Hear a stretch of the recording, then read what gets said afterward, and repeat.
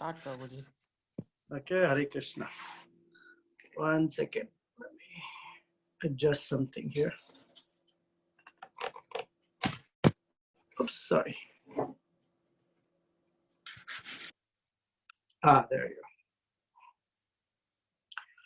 go. Om Ajnanatimirandhasya Jnananjanashalakaya Chakshurunmilitam Yena Tasmai Shri Gurave Namaha Shri Chaitanya Manobhishtam Sthapitam Yena Bhutale Swayam Rupa Kadamahyam Dadati Swapadantikam Vancha Kalpatarubhyascha Kripa Sindhubhya Evacha Patitanam Pavanebhyo Vaishnavebhyo Namo Namaha Jaya Shri Krishna Chaitanya Prabhu Nityananda Shri Advaita Gadadhara Shrivasadi Kora Bhaktavrinda Hare Krishna Krishna Krishna Hare Hare Hare Rama Rama Rama Hare Hare Kujantam Rama Rameti Madhuram Madhuraksharam Aruhya Kavita Shakham Vande Valmiki Kokelam Manojavam Marutatulya Vegam Jitendriyam Buddhimatam Varishtam Vatatmajam Vanarayutha Mukhyam Sri Ramadutam Shirasa Namami Anjananandanam Viram Janaki Shokanashanam Kapishamakshahantaram Vande Lanka Bhayankaram Apadam Apahartaram Dataram Sarvasampadam Lokabhiramam Sri Ramam Bhuyo Bhuyo Namamyaham Dakshine Lakshmano Yasya Vame Cha Janakatmaja Purato Marutir Yasya Tam Vande Raghunandanam.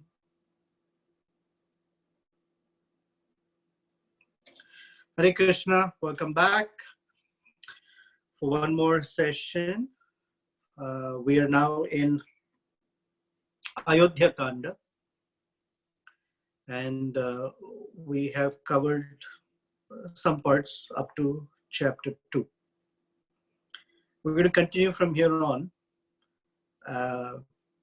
and in today's session, the Ramayana is going to take a turn, a very significant turn in the storyline. And we're going to learn some, at least we're going to hope to learn some important life lessons. So let's see what is there to learn. So in Ayodhya Kanda, the most among all of the kandas, generally people seem to skip or not take Ayodhya Kanda too seriously. One, because it's complex. Plus, there is a lot of what we call pathos, this heart-wrenching sadness. It's like, in one sense, not in terms of pathos, but in terms of lessons, like some people skip the first chapter of Bhagavad Gita, or the second and third cantos of the Bhagavatam. There's so much about the structure of how things come into this manifest world, how the embryo gets the material body, how the universe is expanded. It's called Sarga and Visarga sections, and most people are like, it's too complex. But they're very, very important lessons. So Ayodhya Kanda teaches, among many lessons, two very, very important aspects and lessons that is something that we as practitioners of bhakti, or even just normal human beings, can use or can learn from.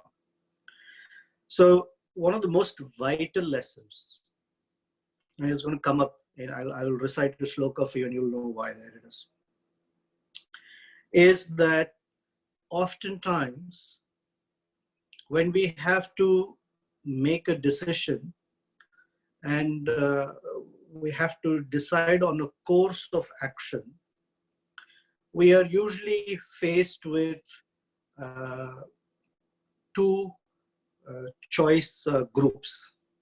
Hmm? One group of choices are the course itself and the outcome that is pleasing. In Sanskrit, the word is called priya. Something that is pleasing to us and our mind and senses. And the other course is a set of choices and outcomes that are hita, beneficial. And in general, the conditioned living entity is always battling to reconcile what I want to do that is pleasing and what that I want to do is beneficial. So we struggle between the priya and hita. And in Ayodhya Kanda, Lord Ramachandra teaches us that as a theistic, dharmic, and as a human being, it's very important to uh, to withdraw oneself from the choice sets of prayer and move on the line of hita, that which is beneficial to me and to others. And sometimes it may not be beneficial to me, but if it is beneficial to others, I tend to make the choices.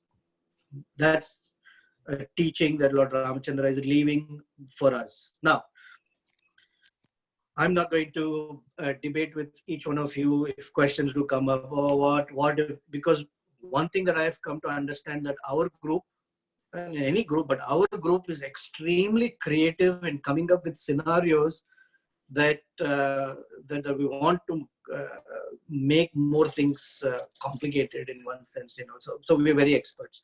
I'm not such an expert at solving it. I'm expert at compounding and complicating my own life.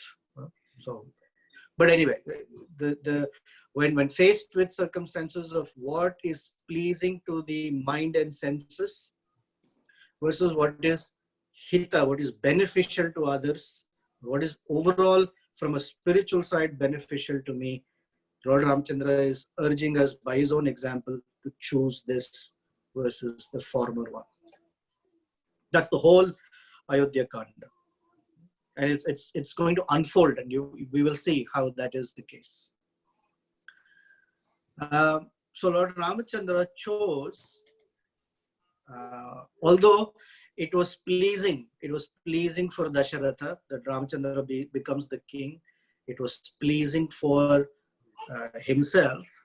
It was pleasing for Kaushalya.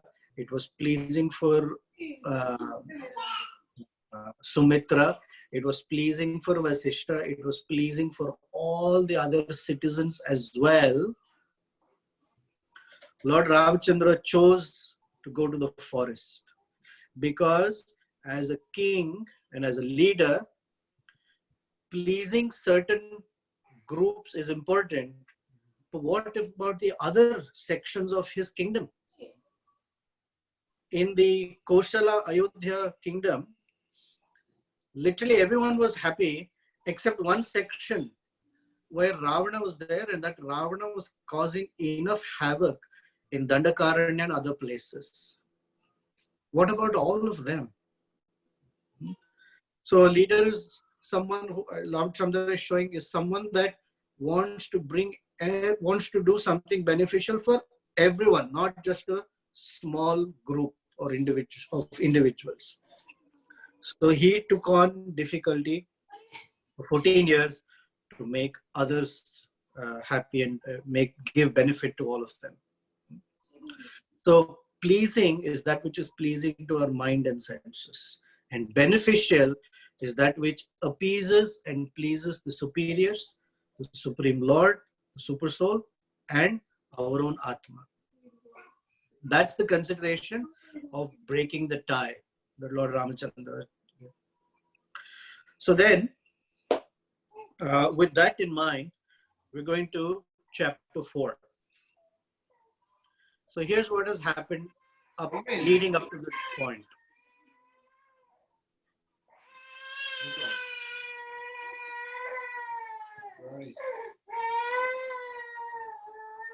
Oh, I'm sorry. That is the cry of a soul for Lord Ramachandra. Don't stop it. Or it may be the cry of listening to my voice. That you can stop. So Dasharatha is very, very thrilled. He has decided to crown Lord Ramachandra as the Prince Regent. But he's in a hurry. He doesn't want to wait. So he decides tomorrow is the Pushyami Nakshatra. And in Pushyami Nakshatra, a person will be powerful. And he decides to coronate Lord Ramachandra. And he calls Ramachandra to his office. And there are details. Sumantra goes to Lord Ramachandra, brings Ramachandra to Dasharath Maharaj, and Dasharath Maharaj conveys that this is what I have decided. From now, you and Sita Devi need to prepare yourself for tomorrow's Abhishek. So right away, begin fasting. And tonight, you will only lie on a bed made of kusha grass. If you know anything about kusha grass, it's not the soft grass, it's dry and pokey. So it's meaning you're going to take on a big responsibility. You begin your austerities right now. So Lord Ramachandra accepts, walks back, and already the news is spread to all his friends, and it has gone to Kaushalya. Kaushalya is thrilled, and instead of jumping up and down, the first thing that she does is invite the Brahmanas and begin a massive fire yagya for protecting and nourishing and benefiting Lord Ramachandra. So the Brahmanas are busy. Lord Ramachandra comes, shares the news with Kaushalya and Sita Devi, and then Vasishta Muni also comes to meet Lord Ramachandra and tells him what he needs to do and prepare himself for the next day's event. And when Vasishta walks away, leaves the quarters of Lord Ramachandra, brings us to where we are about to read this. So we are in chapter 4, text 24. And Dasharath Maharaj, when he was speaking to Lord Ramachandra, earlier, when he was speaking to Lord Ramachandra, he tells him, we are going to coronate you even when Bharata is not there. In fact, it's okay that Bharata is there. He's such a wonderful brother. We'll just tell him that things happened quickly and he wouldn't have a problem with that. So he says, Viproshitascha Bharato Yavadeva Puraditaha Tavadeva Abhishekaste Prapta Kale Mato Mama. My opinion is that we should very quickly do this Abhisheka, coronation, when Bharata is not here. He's away from the city. Now remember, in the back of his mind, he doesn't want Bharata there, because if Bharata means, if he invites Bharata, then Kekai Raja will have to come and he might have to say, oh, hold on a minute. I thought you had promised that Kaikei's son will become the king. He wants Lord Ramachandra to be the king. And he says, Kam khalu satam vritte bhrata te bharata stitaha jeshtanuvarti dharmatma sanukrosha jitendriya. That Bharata is a jitendriya. He has controlled his senses. And he will not have any problems that you are ascending the throne, because you're the Jeshtha. You're the oldest one. You're the firstborn. So you have the right to the throne here. And he says, Kamam khalu satam vrate. He is righteous, he's compassionate, he has his senses under control, and he always follows the path of the saintly persons. One of the instructions Rupa Goswami gives us is Satovrite. One should follow in the path of the saintly persons. So here Dasharath Maharaj is saying, Khalu Satam Vrite. Same word, Satovrite, Satam Vrite, Bhrata te bharata stitah. Your brother is such a person. He will have no problem for it. Okay. And then he says, Kintu, and this is an important verse. Okay. Kintu chittam manushyanam nityam iti me mati satam cha dharma nityanam krutashobhi cha raghava.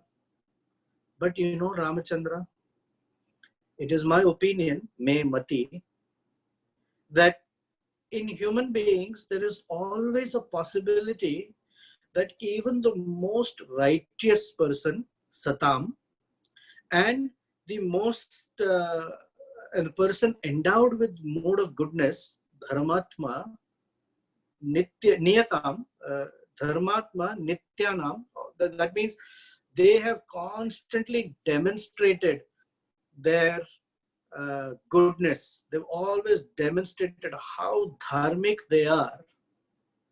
Kintu, but sometimes it is possible, kritashobhicha, that their mind can suddenly turn away. Okay. They may act out of impulse or in a most unexpected way. It is possible. So this word kritashobhi is important. This is verse 27. The mind is called kritashobhi here. Valmiki has chosen an excellent word to describe the mind. He's using it through Dasharatha and calls it kritashobhi.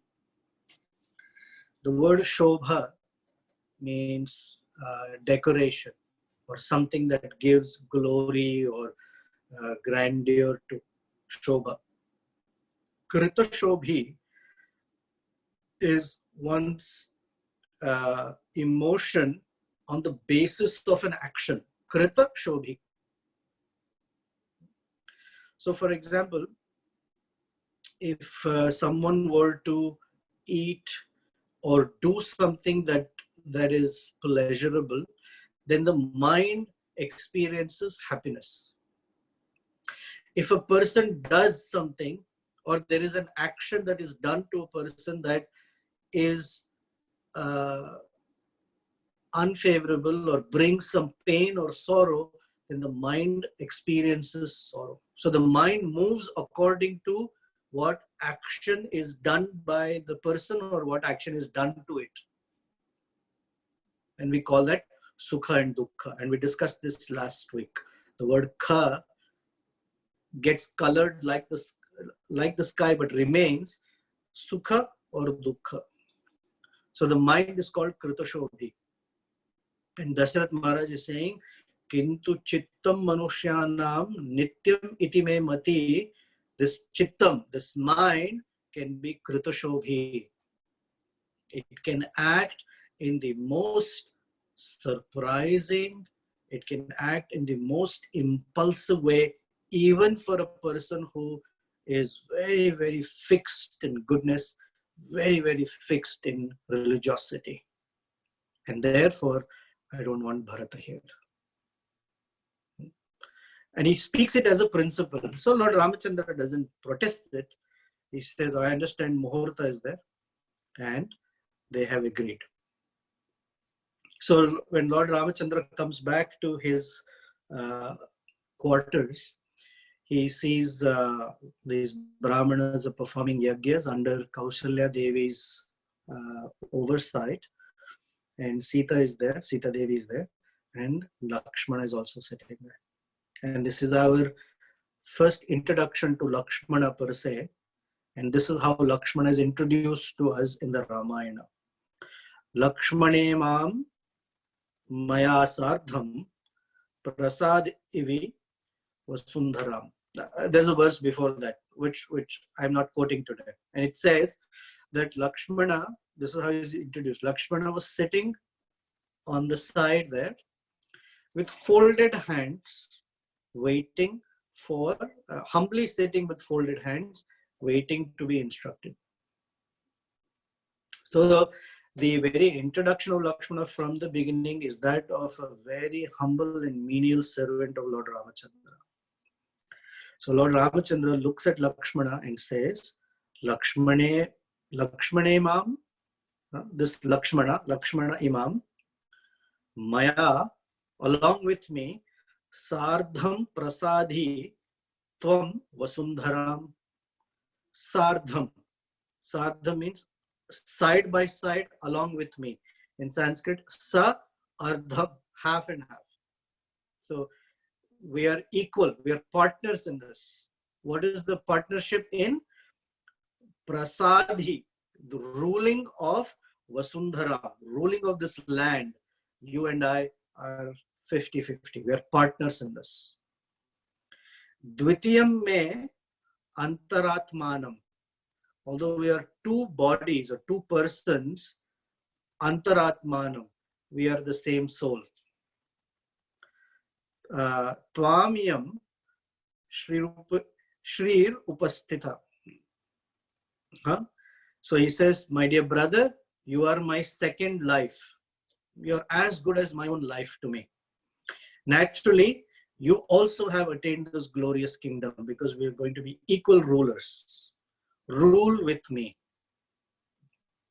This shloka is important because many commentators, including Govindaraja and others, they say that this expression to Lakshmana, that you're going to live with me and rule the earth with me, means two things. Yes, on the external is that we are partners. Internally, the hidden meaning is that wherever I go, you will be with me. That means if I go to forest for 14 years, you're also going 14 years. We're equally going to roam the land and take care of things. And it also where he says, you are like my own life.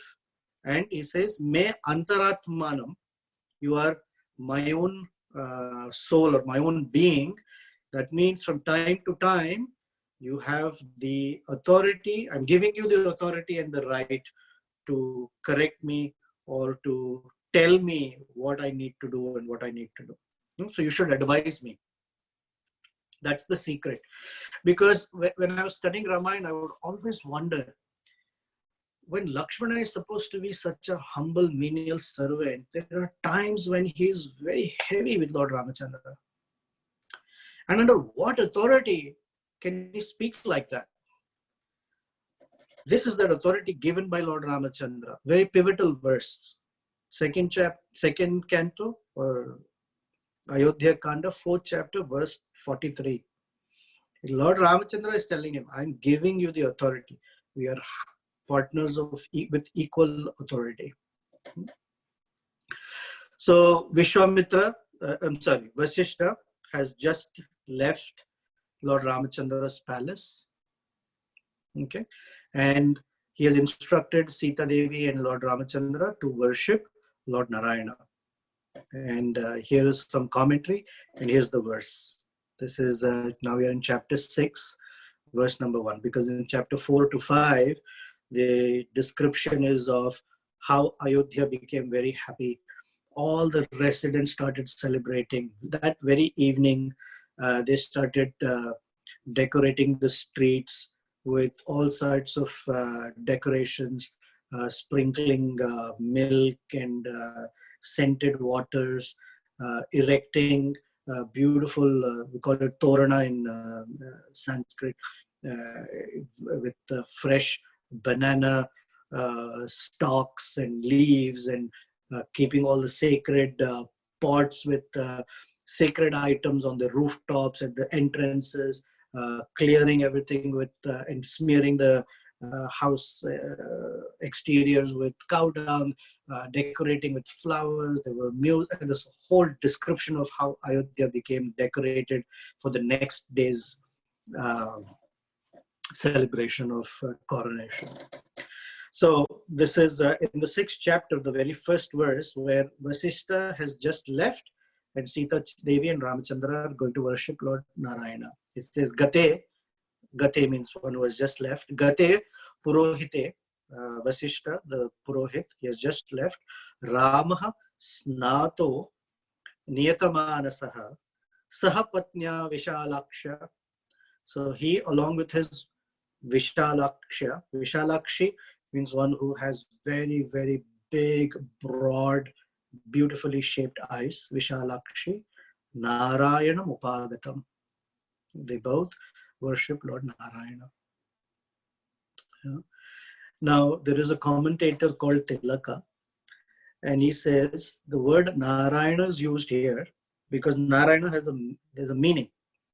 So we have Narayana and Ramayana. The suffixes are the same. Ayana means the pathway or the shelter. Nara is the entire collection of living beings. So he's called Narayana because he's the shelter of all the living beings. And they all dwell in him. We all dwell in Narayana. So when you read this verse, Tilaka says, it appears as if Sita Devi and Lord Ramachandra are praying to Lord Narayana that may everything go on well, may the coronation ceremony go well, and may I rule the kingdom with a good conscience and good behavior, etc. But they say that this commentator says, but actually both Sita Devi and Ramachandra, and especially she's called Vishalaksha because she has great vision. She has the big vision. She has the big picture in mind. Actually, they're praying to Lord Narayana that please help us depart to the forest so we can fulfill the promise given to all the demigods and sages that we will kill Ravana. We'll finish off Ravana. Okay, because Lord Ramachandra has no desire for the throne. He's the Supreme Lord anyway. But what he is interested in is the welfare of mankind through this way. Okay. So this is now chapter 7, very, very pivotal section. And the very first verse, let me see if you pick up the key word here, which I'm sure you probably already know, but here's the key word coming up.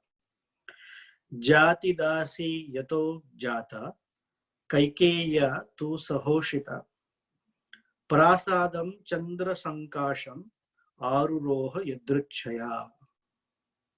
That's the key word, yadrichaya. Somehow or the other, or by providential divine will, somebody, we haven't heard her name yet, there was one servant, Gyati Dasi. Gyati Dasi means a servant of the relatives. So, servant of Kaikeyi's relatives. Yato Jata. We don't know where she was born. She was born somewhere. Kaikeya, that of Kaikeyi. To Sahoshita. She was the one who took care of Kaikeyi from Kaikeyi's birth. This woman, this Dasi. Prasadam. Prasadam is not Prasadam. Prasadam is the balcony area of Kaikeyi's palace. And how was Kaikeyi's palace? Chandra Shankasham. It shone. It was shining like the full moon. So she climbed Aruroha. She climbed up to the terrace, actually, of Kaikeyi's palace, Yadrichaya. Somehow or the other, she climbed up. In this verse, she's called Yato Jata, and that's the disclaimer here. The reason she's called Yato Jata means we don't know her birth, and which means she's not a resident of Ayodhya. She's not a person born in Ayodhya. She was born somewhere, and she became a servant in Kekaya Raja's palace. And then when Kaikeyi was married to Dasaratha, along with many other servants, since she was the one who took care of Kaikeyi since her childhood, Manthra was also sent along to take care as the close confidant, chaperone for Kaikeyi. And the reason of Yato Jata is so that it's a disclaimer that actually no one born in Ayodhya can behave like the way she has behaved. So she is behaving like this, which means we don't know where she was born or how she was born, on which place she was born. So it's possible that she has some bad qualities in her. So in Padma Purana, apparently, there is a story. Don't ask me more details because I haven't studied Padma Purana. It's through a commentary, that's how I know. That Manthra was actually a celestial personality. And she was given this service through the demigods to send Lord Ramachandra to the forest in exile so that he can bring an end to Ravana. Okay? And the way she was introduced into Ayodhya is through the Kekaya Raja's kingdom. That is how they orchestrated the drama, if you will. So what happened is, Manthra comes up to the terrace or the roof, and she looks around Ayodhya, and Ayodhya is in full glory celebration. So she wonders, what's going on? And then she asks a servant who belongs to Kaushalya's palace, what's going on? Because somehow Manthara was not on the mailing list of Kaushalya's feast program. So she's asking, what happened? What's going on? Why is everyone celebrating? And the servant says, well, tomorrow morning is Ramachandra's coronation. Dasharath Maharaj has given his full permission and he has given his order. Everyone is celebrating.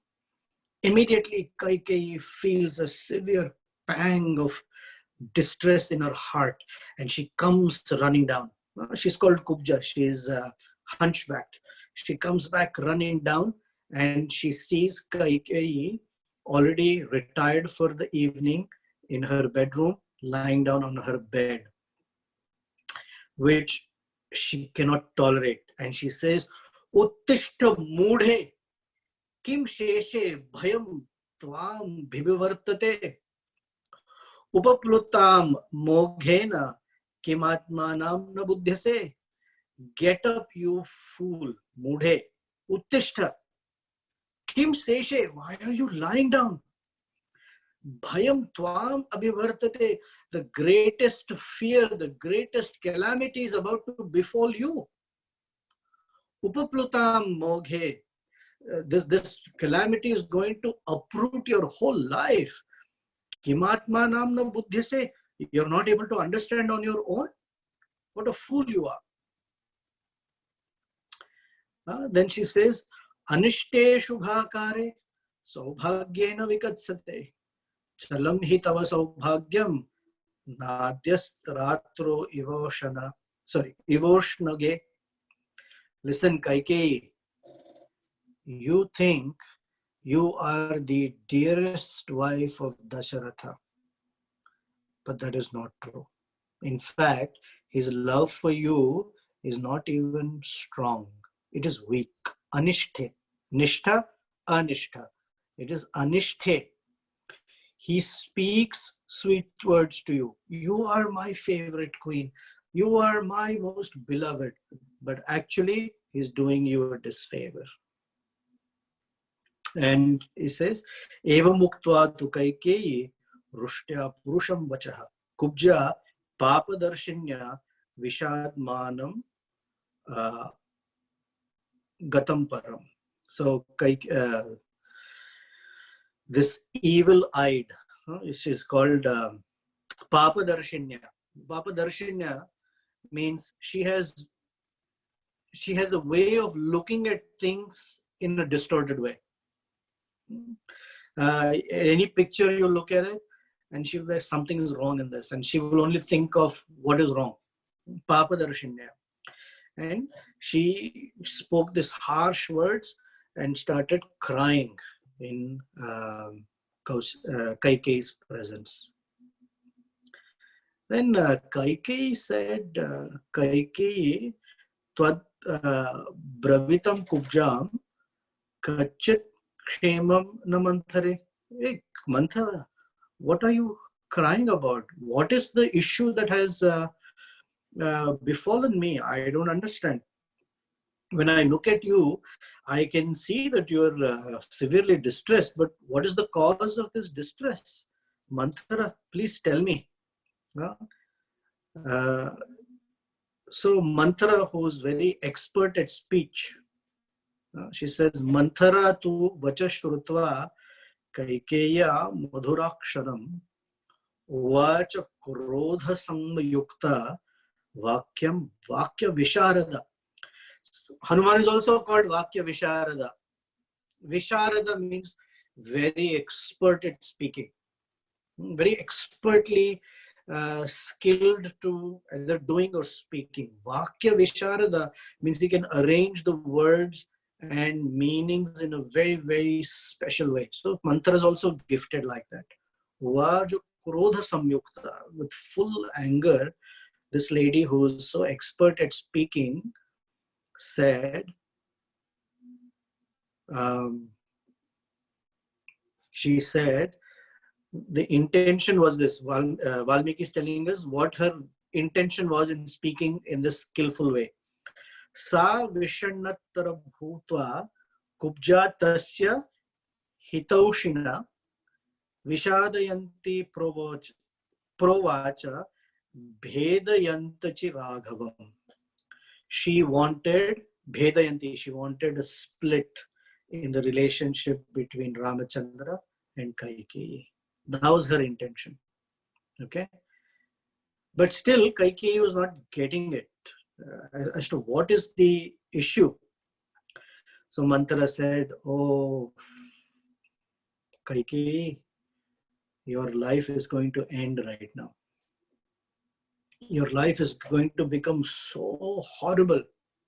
In fact, everything that you desired in your life, all your happiness, all of your wealth, all of your opulence will be finished as of this night. Because Dasarath Maharaj has decided to crown Lord Ramachandra as the king.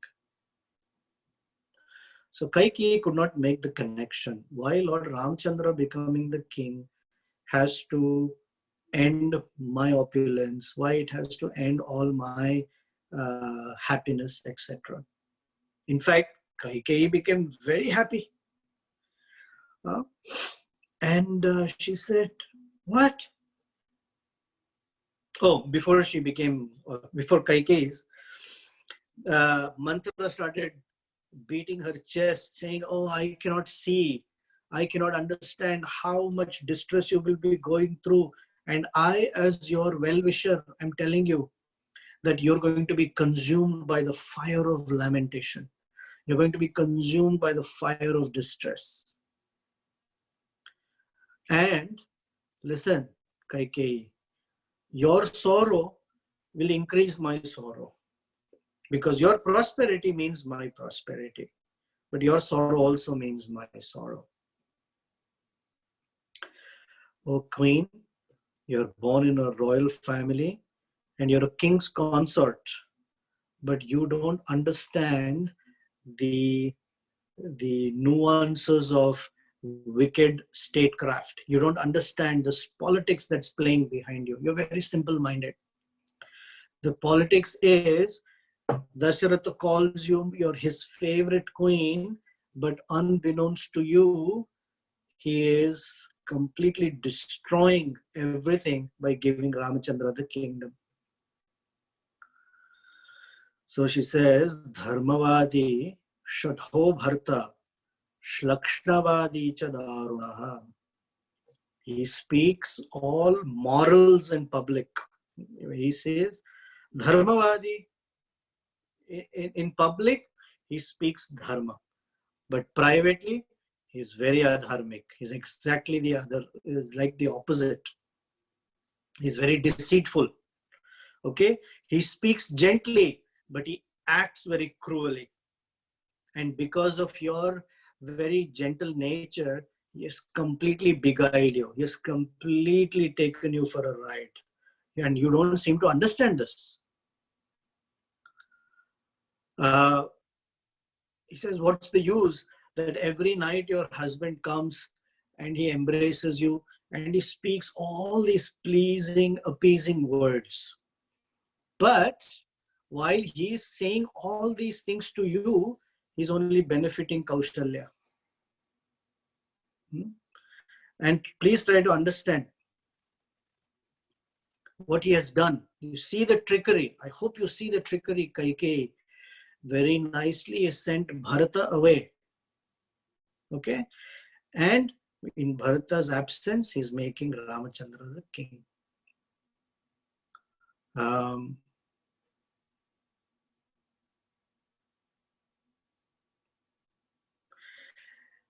And when Dasharatha lies down on your lap every night and he says all these nice words, please understand you are placing a venomous cobra on your lap that you think is harmless, but is actually going to bite you with and finish your life with poison. How can you be so innocent and gullible? You don't understand that what Dasharatha has done to you is what a snake would do to an enemy if ignored. And then she goes on and on and on, and she calls her senseless. She calls her innocent, completely useless, that she's sitting and not doing anything. So then Kaikeyi says, she has heard in all of this, she's not hearing, Kaikeyi is not hearing how all distresses will come to her. She's only been hearing Ramachandra is going to be king, Ramachandra is going to be king. So she rises from her bed with joy and excitement. And it says, Ativa, means intensely. Ativa sa samhrushta Kaikeyi vismayanvita. She rose from her bed with unlimited joy and happiness. And she says, Ekama bharanam tasyai kubjai pradadau shubham. Oh Kubja, you have uttered the most the sweetest of words that I could ever hear. I'm filled with such immense joy. Here, I'm gifting you a beautiful ornament, Kaikeyi, beautiful ornament, Manthra. In fact, that's not enough. That's not enough. Please, please tell me, say those words again that Ramachandra will be the king. Say it again.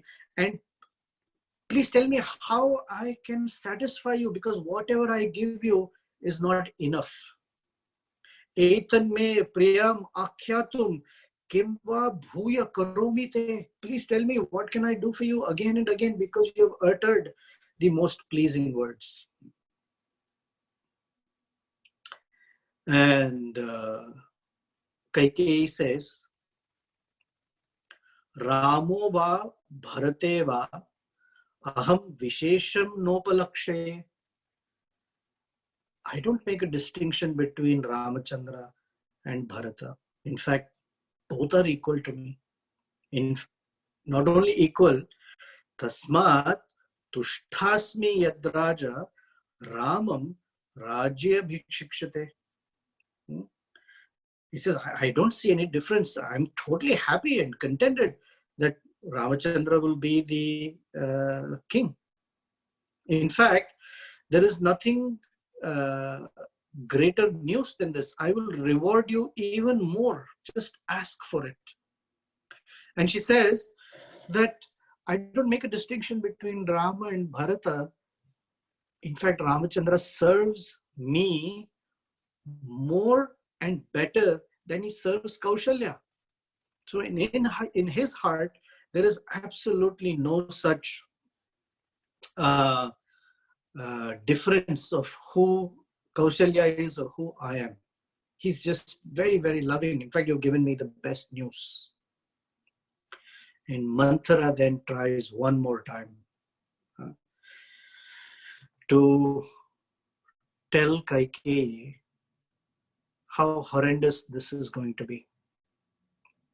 And she tells her, listen, if Ramachandra becomes king, it will never be possible for Bharata to attain the throne. So Kaikeyi says, no, first Ramachandra will be king, and after he has ruled, next is Bharata, because he is the next in line, he'll be the king. And Manthra says, what a foolish woman you are. Don't you see? After Ramachandra, the next person to the throne will be Ramachandra's son, not Bharata. In fact, from here on, you, Bharata, and all of the generations of people following will only be servants. They will not be royalty anymore. You will be treated badly. Because what is the use? You're not even the mother of the king. You have nothing. You have actually no value anymore. And who knows? At some point, somebody may have this political maneuver and may even kill you, may kill Bharata. So the best thing for you is to stop this coronation however you can. And she gives her a whole script on what she needs to tell Dasharat Maharaj. Okay, so we're going to pause there. And the reason I'm narrating to you a little bit more detail on this is I want all of us to hear how bad association sort of slowly trickles in and contaminates the heart and sows the seed of dissension between devotees or between wife and husband or brothers or sisters or friends or anything. That the trust that exists in a relationship, when it starts by someone else and they're trying to wear it down, when we allow a little bit to come in, if you have a very delicate pot, all it takes is one strike to crack the pot. So this is I was narrating on a different forum, a story of a camel and an Arab. I narrated that story in sort of a positive way, but I'm going to narrate the story in the negative way here. There was an Arab who had a camel. And the Arab was, at the end of the day, he pitched a tent and was lying inside the tent, and his camel was outside. And what happened is, at about midnight, the camel woke up the Arab and said, I know you're sleeping, sorry to wake you up, but the sandstorm that is hitting is hurting my nose very much, and I'm unable to breathe. So can I just put my head inside the tent so I can breathe nicely? So the Arab said, well, tent is very small, but only your nose or face is inside. That's okay. We can adjust somehow. Then at about 2 o'clock in the morning, the camel woke the Arab up again and said, thank you for giving some space for my nose. I could breathe easily, but the sand is hitting my hump very, very strongly. The camel has a hump and Manthra also has a hump. So the story has proper connection here. And the sand is hitting my hump very much. It's hurting me very much. I won't be able to carry you tomorrow. Can I just put the hump also in? The rest of the body is outside. My back, tail, legs are all outside. So the Arab thought, okay, we'll somehow adjust, let the hump also come in. Then at about 4 o'clock in the morning, the camel woke him up and said, my back is hurting me very much. I'll adjust a little bit somehow. Can you let the back also come in? Arab said, okay, anyway, it's 4 o'clock. In a couple of hours, I'm anyway going to wake up. He said, okay. And about 6 o'clock, when he opened his eyes, he saw that he was outside the tent, okay, and the camel had fully occupied the tent. And he realized his mistake was that he allowed the camel to put its face in the beginning.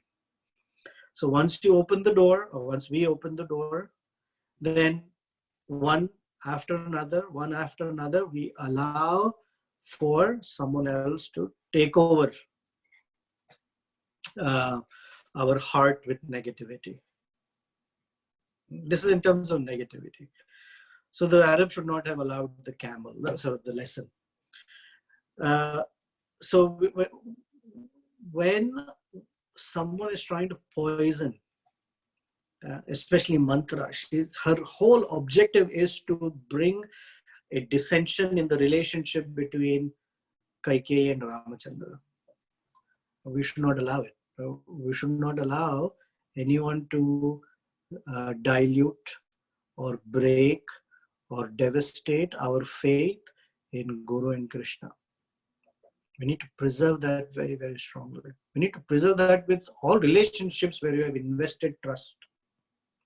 And the best way is, of course, now I'm not going to go into how to repair trust and stuff. I want to leave some discussion on this topic that we're discussing right now. But that's an important lesson.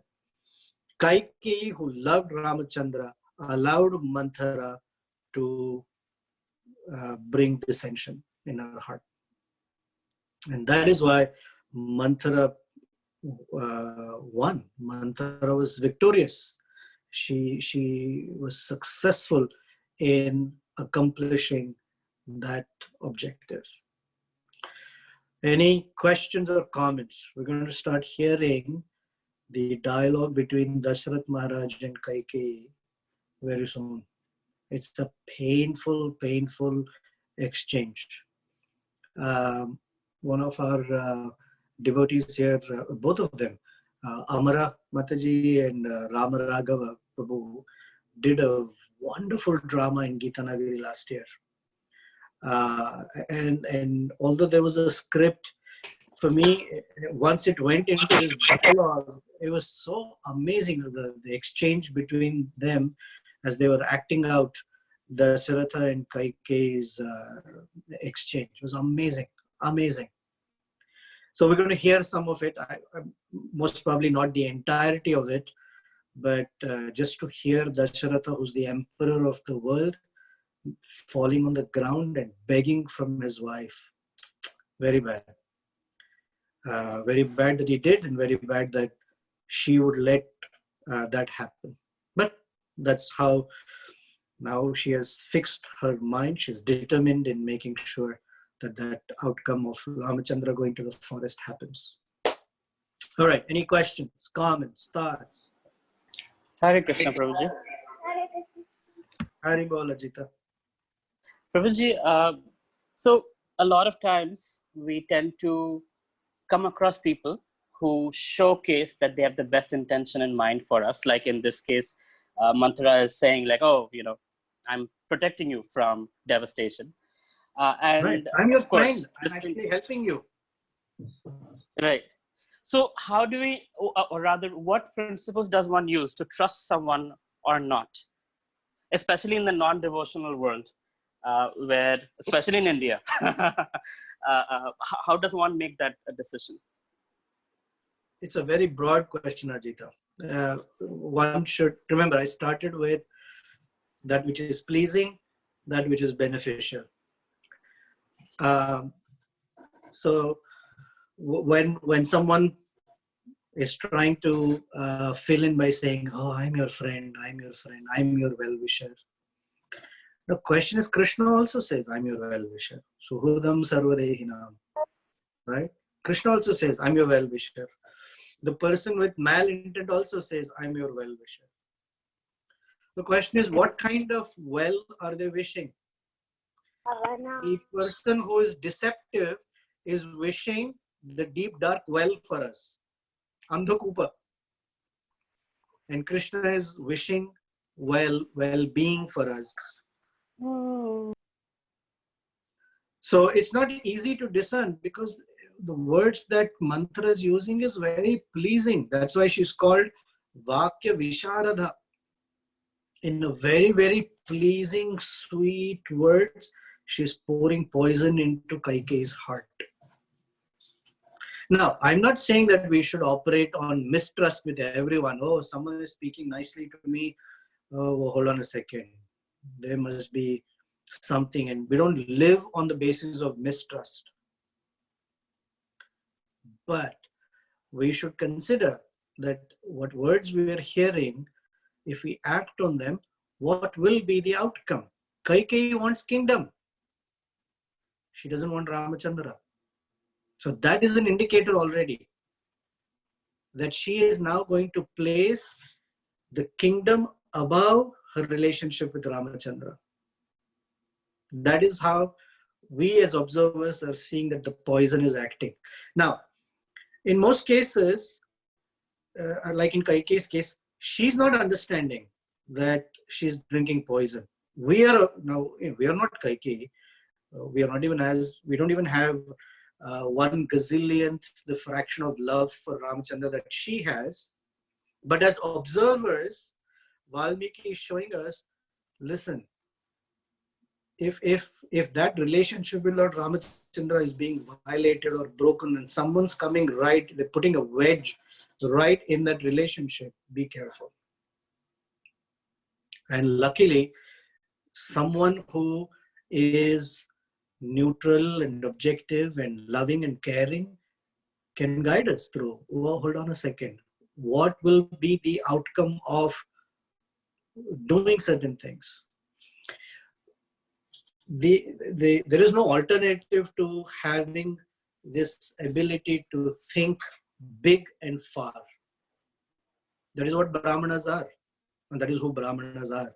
They think big and far. They're far-sighted, they're foresighted, and they have big vision. We need such. So people who are trying to benefit us on the short-sighted or on the like quick benefit, those are the people we should stay away from. Is that what you're saying? Well, in some cases, quick benefits may be necessary, but this is talking about relationships. We're not just benefiting a little deal here, a money there. We're not talking there. We're talking grand, where there is relationships that are at risk. Like I was so with the Supreme. One thought. So when in Krishna book, when Vasudev comes to Kamsa with his firstborn child, and Kamsa says, "Oh, you have kept your promise. Go back." And Vasudev actually thinks, "I can never trust a materialist." And turns out, Correct. Kamsa says, "Come back. Let me kill the baby." So Correct. now I know you don't like to hear things like this, but is it okay to trust a materialist ever? Or how do we make that? Should we always have a bulletproof jacket that, you know what, let me have a benefit of doubt or give a benefit of doubt, but not really trust? Like, I'm just trying to make a little golden rule from your words. Correct. How to? There's no golden rule, but the golden rule is this. The most important golden rule is, am I trustworthy enough? Whether I trust others or not comes later. Am I trustworthy enough? Am I being a materialist for others? Am I trustworthy or not? That's our job. Can we trust the materialist? The absolute, the philosophical answer is the materialist can never be trusted, because the senses, if they are uncontrolled, then the mind is uncontrolled. What they say today will not be what they say tomorrow. But that lesson should immediately bring one to thinking, oh boy, am I like that? Am I trustworthy? What can I do to enhance my trustworthiness? Mistakes are okay. People make mistakes. Sita Devi says, thank God. She says, oh, who is there in this world who can't make a mistake? Everyone makes a mistake. Mistakes happen. But malice and malintent, if there is something in the heart, should go away. We become trustworthy. Should we trust materialists? The answer is no. Do we trust them for small transactions? Yeah, I mean, if they say, I'll buy this from you, or we'll work on this together, you trust them. You don't say, no, I'm not sure. But look at the world. It operates on mistrust, and that is why you have contracts written and people sign it, because what they say is not good enough. You have to write it and sign it. Then it's good enough. And as soon as they break it, then they're punished for it. The world operates on mistrust. Words are not enough. In the previous ages, just speaking was enough. Now it has to be written down. It has to be signed. It has to be, accepted and then, notarized or made a legal document. Thank you, Prabhuji. That's what contracts are. Yeah. I realized when Rama realized when she wait. Did Kai realize her mistake when Rama went to the forest? Did Kaikeyi realize her mistake? When Rama went to the forest? Indirectly, we understand yes, not directly. Not in Valmiki Ramayana, but in other Ramayanas, there is some indication that when Bharata comes to meet Ramachandra in Sringaverapuram, Chitrakoot, before they go to Chitrakoot, there is some indication that some other commentators say that Kaikeyi was there. I think there's a reference in English translation. What's that Prabhu's name? What's his name? Dharma? Krishna Dharma. Krishna Dharma. Krishna Dharma's book, Krishna Dharma Prabhu's books has a little dialogue between Ramachandra and Kaikeyi. It's not in Valmiki Ramayana, but there are in other comments. She realized. But Lord Ramachandra says, no, you've been a wonderful instrument. So, I have nothing against you. Hare Krishna. Hare Krishna. Hare Krishna. This is Radha. Yes. I have two questions. My first question is, was Ravana's kingdom part of Dasharatha's kingdom? Yes. So isn't it normal for him to listen to Dasharatha? Isn't it normal? What? For him to listen to whatever the emperor says? No, that was the problem. Under an emperor, there are many kings, and they're called Samanta Rajas. That they all accept his sovereignty. Ravana did not. So he would fight with the horse downfall all over the world? I can't understand what you're saying, but the answer is Ravana was, the earth globe was his, but he had taken over that whole section of Lanka and causing disturbance in Dasharatha's kingdom as well. Speak louder. And my second question is, did Vasishtha know that Rama was Narayana? What do you think?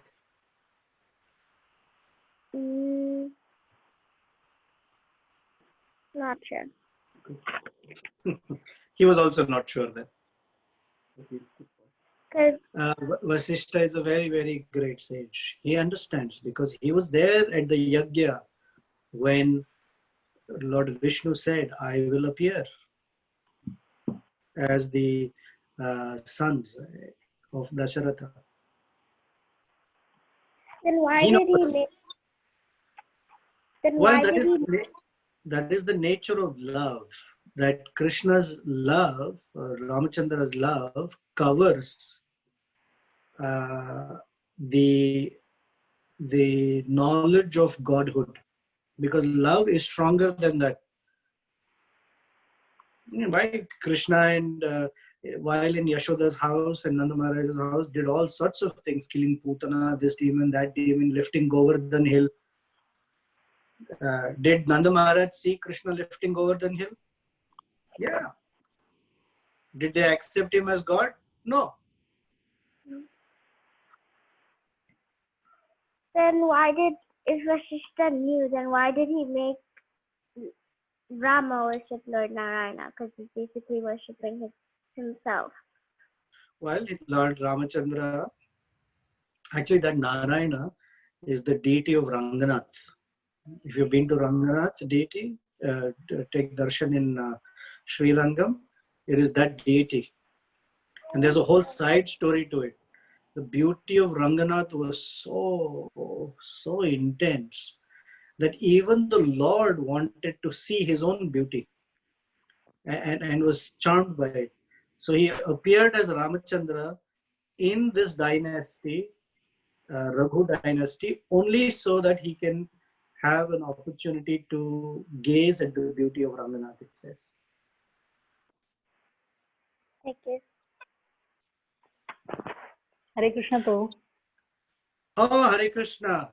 I was about to say, thank God, after children, at least some adults are asking. Usually I feel like I'm giving a class for the children and parents are just sitting there to turn the computer on.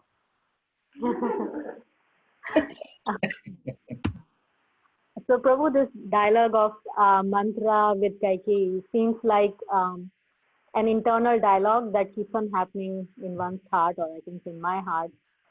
There's one side which is convinced about Krishna, but then there's another side that keeps on pulling me back. And this happens like even while chanting, inattentiveness and other things. So what do you have to say on that, or elaborate on that, and how can that be the good side be strengthened, and the mischievous side be weakened? Usually in a college environment, I narrate the story about, it's a Native American story of a grandfather speaking to his grandchild. And he says that, listen, in everyone's heart, there is a good wolf and a bad wolf. Okay. And these two wolves are constantly fighting with each other. They will not allow the other one to become stronger or superior. They're always fighting. So the grandchild asked, so which one wins? The grandfather said, whichever one you feed.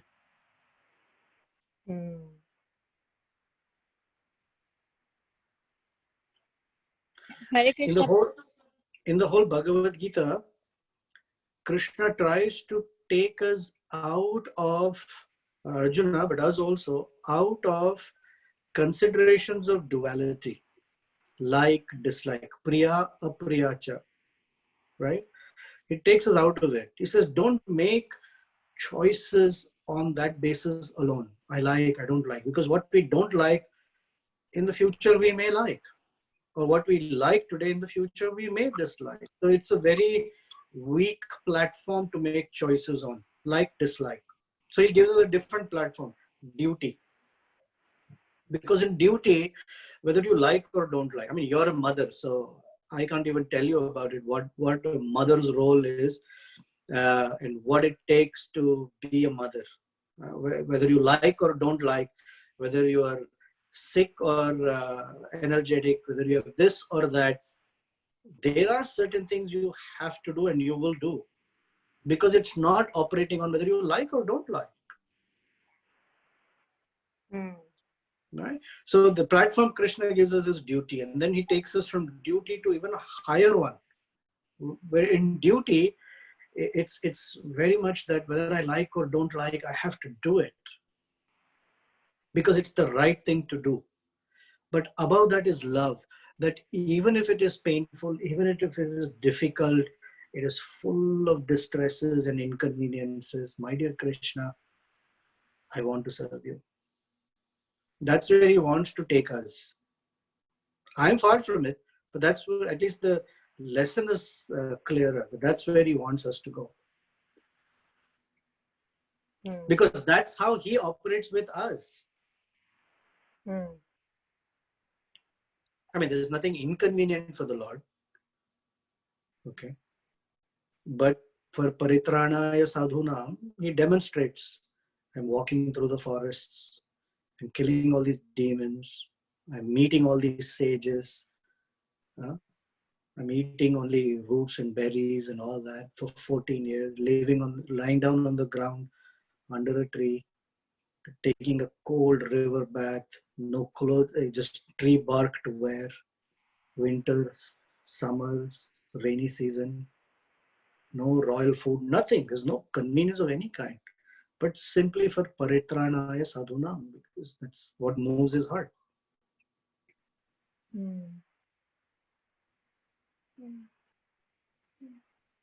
So whichever wolf one feeds, that wolf becomes strong. Hare Krishna Prabhu, what is the positive spin of the story? The camel story. The camel story. Oh, the positive spin on the camel story is, if you don't have time for bhakti activities, start with 15 minutes or 10 minutes. Let the camel put the nose in. And slowly it will displace other activities and time and other tastes out. Thank you. Hare Krishna Prabhu. Hare Krishna. This is Antaranga Seva here. My question was, like you said, Kaikeyi had taken bad association of Manthara, but Dasharath Maharaj had not taken any bad association. He was like constantly in association of sages. So why did he agree to banish Ram from his heart?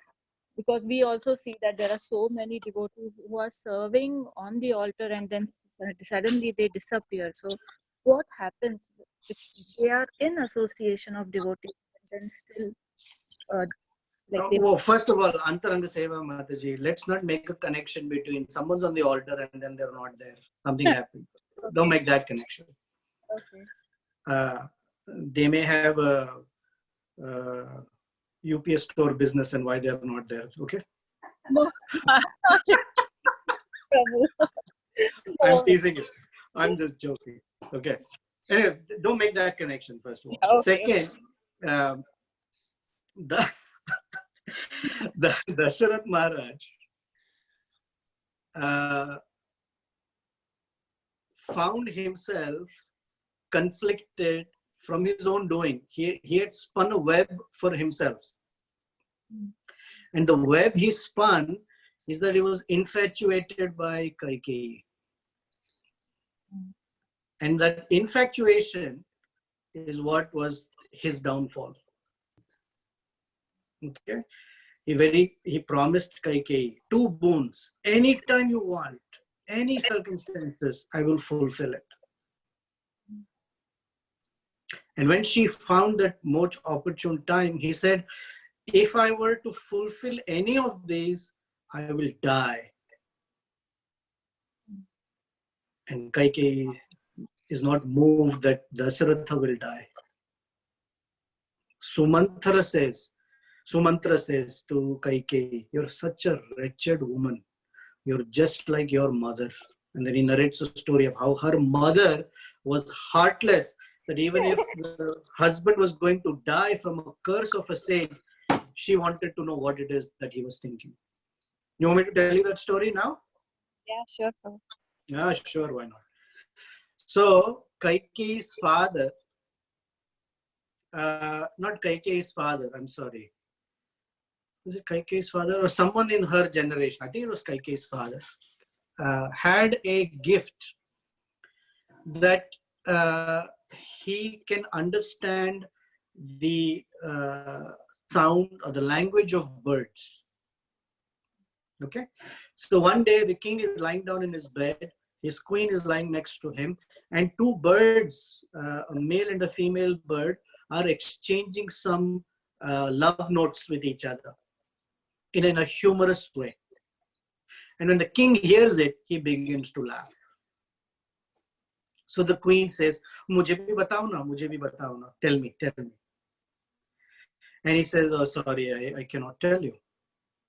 Because he remembers that this gift of understanding the words or the tweets of a bird was gifted by a rishi to him.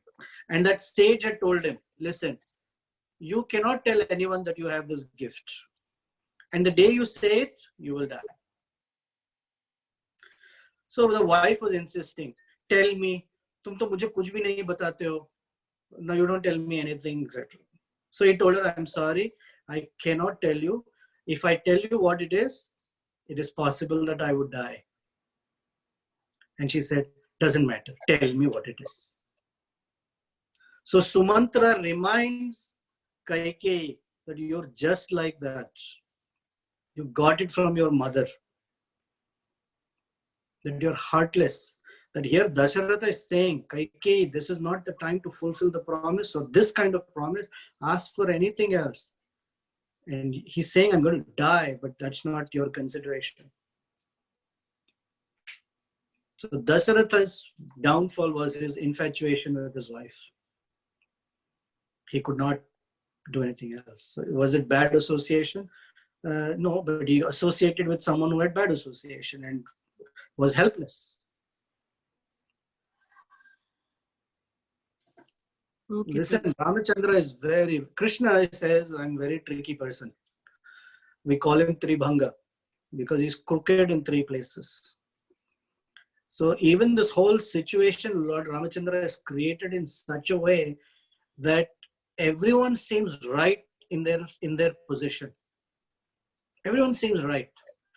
And we are all sitting far away and we're thinking, oh, what is the problem? He could have told his wife, forget it.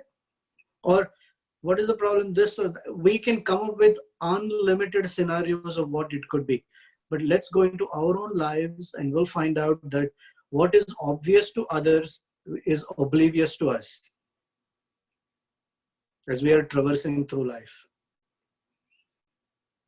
He made the circumstances so difficult for each and every one of them that his own sankalpa of going to the forest had to be fulfilled. But he did it in a very fascinating way. Thank you, Prabhu. It's a good statement to remember. What is obvious to others is oblivious to us, or we are oblivious of it. Hare Krishna. Haribol? Hare Krishna Prabhu, this is Shivaram. I had a question that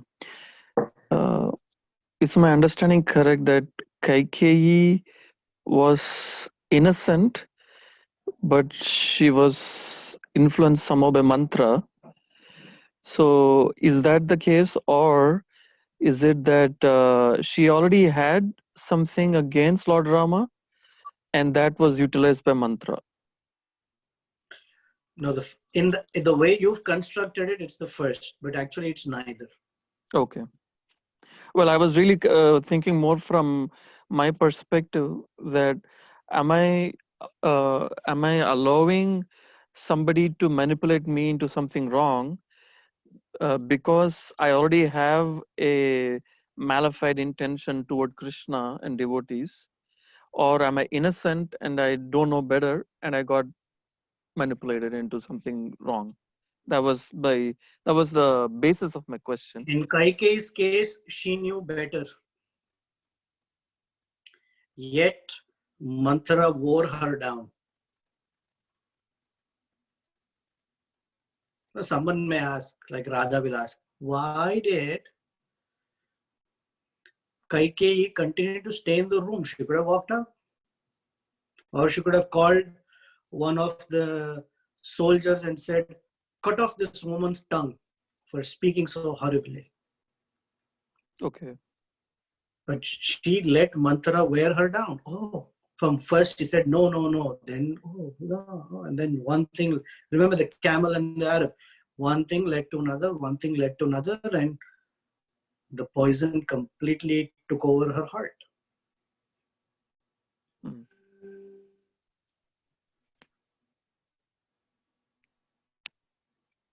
Hare Krishna Prabhu. Hare Krishna. This is Shamkund for you. Although there is Chinese inscription, this is completely sanitized mug. So thank you for your concern for me. Well, okay, Prabhu. So anyway, I was quite intrigued by the word Sardha.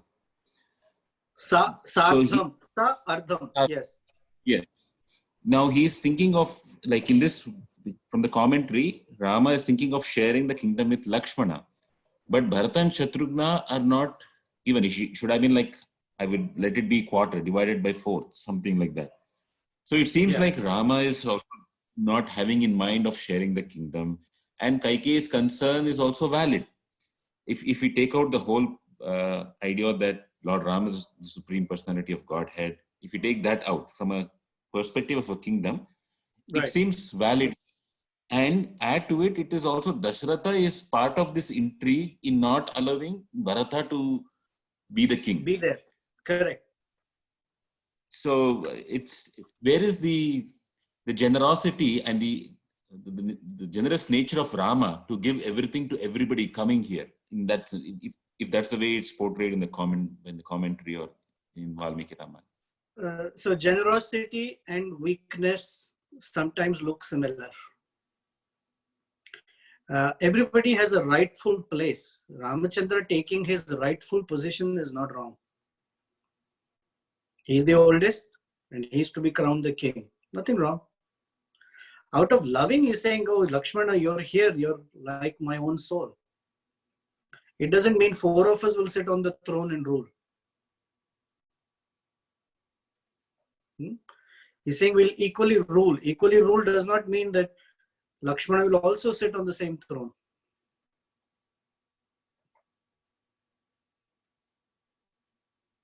And way in the future, in the Ramayana, Ramchandra is sitting by the ocean.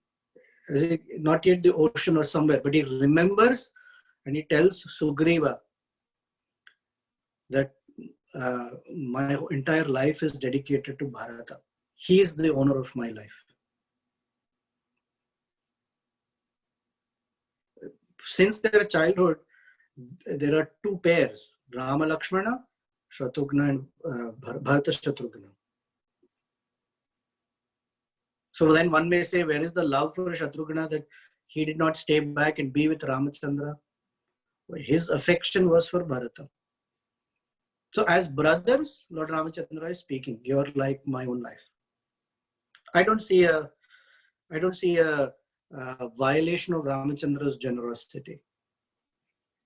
Yes, Dasharatha was part of the intrigue because he this is the thing with Dasharatha. He made promises. He made promises that he cannot always keep, or he would very quickly make promises without considering what consequences it would have. Then this is a situation where, with the infatuation to marry Kaikeyi, because she came from the Kekaya province, which has the most stunning looking angelic women, apparently. And he wanted to marry her under all whatever the situation. You ask for anything. He said, oh, you want her son to be the king? Yeah, no problem. But later he understood that Ramachandra is the qualified king. He's the oldest and he's so charming. Everything is Ramachandra. Therefore, Bharata should not be here. Because what if Bharata comes and says, oh, hold on a second, you made a promise. Or Kekaya Raju will come and ask. So he was part of the intrigue because he already found himself in a very compromised situation. And he's trying to make the best of that bad bargain at that point.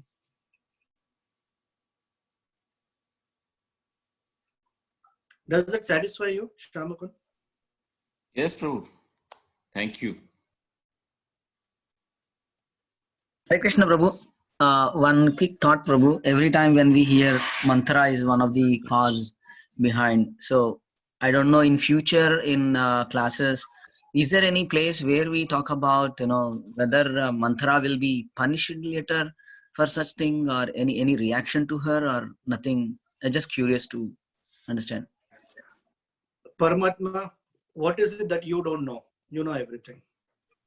But Prabhu.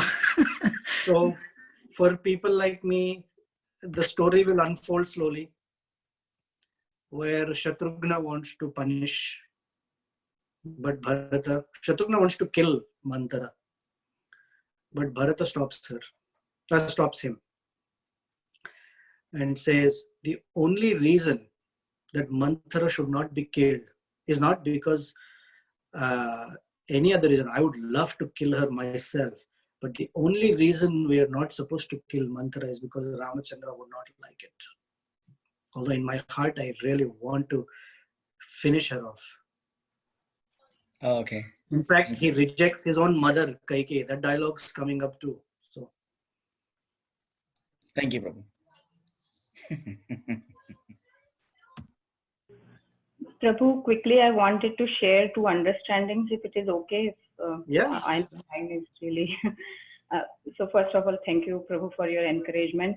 And my understandings are in Kaikeyi's case, I was thinking that her love for Lord Ram was very high, and she also put Ram before her own son. But this kind of love also can fall prey to some bad association overnight. That's what I'm understanding by will of Supreme Lord. So that was the one thing. Please correct me if that is. I don't think I understood it well. Could you rephrase it? So her love for Ram was very pure from the beginning. Yes.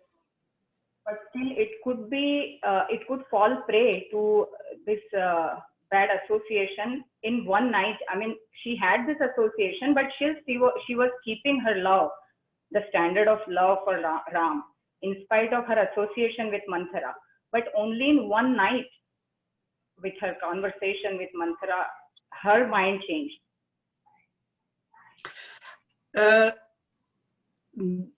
The first statement that her love for Ramachandra was very intense is correct, but you connected that to, and because of that, maybe it allowed for bad association. That's how I heard it. No. How much cyanide do you need to mix in a huge pot of water or whatever to poison somebody? Very little. Very little is enough. Okay. Now, in the fall of great persons that Bhagavatam sometimes gives us, Bharat Maharaj, from the platform of Bhava Prema, I mean, we are all practicing. I can say for myself, I haven't even scratched the surface of Anartha Nivriti. We're talking of Bhava Prema, or not Bhava Prema, Bhava stage of Krishna consciousness. Saw a little fawn, baby deer. That's it. Everything changed for him. Of course, it took more time. In Kaikeyi's case, Manthara's poison was very intense. All in one evening, destroyed the whole thing. So the lesson is about reversals. Happily, everyone's going in this direction, and something happens that's completely opposite.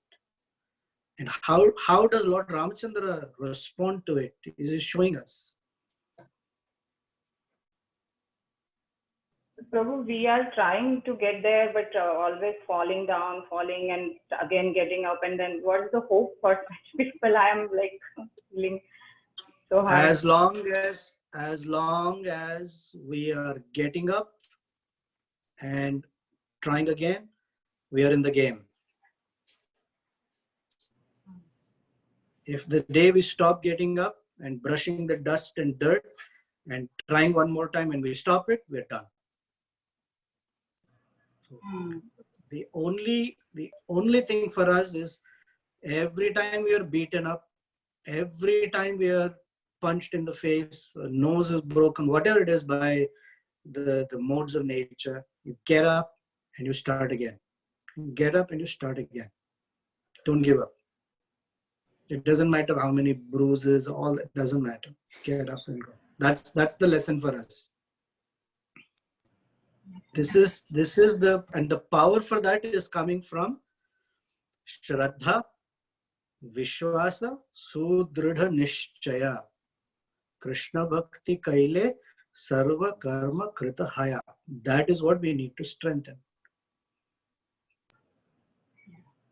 Doesn't matter. Get up and fight. Try again. Don't get. Let's all not get discouraged by downfalls and this thing and that. Whatever it is, each one of us has our own little playbook and story of all the challenges and internal struggles and all of that. Each one of us, I'm sure, can write a whole book. Yeah. But get up and continue again. Start from zero if required. Start again. Every time, start again. Hare Krishna Prabhuji. Haribol. Prabhuji, Okay, Sridhar. we'll have to end this with the last question. It's already 11:30. Sorry. Prabhu, this is Yeah, go ahead. Sridhar. Sridhar Anand. Yes, Prabhuji. So Prabhu, because of the huge entry of Manthra, the peoples of Ajodhya, they could not celebrate the Rajyabhishek of Lord Rama. And here now, because of the virus Corona, we could not celebrate, Ram Navami. So either the both are, I'm thinking like this, both are same Manthra and no. Are you asking if Manthra was born as a coronavirus?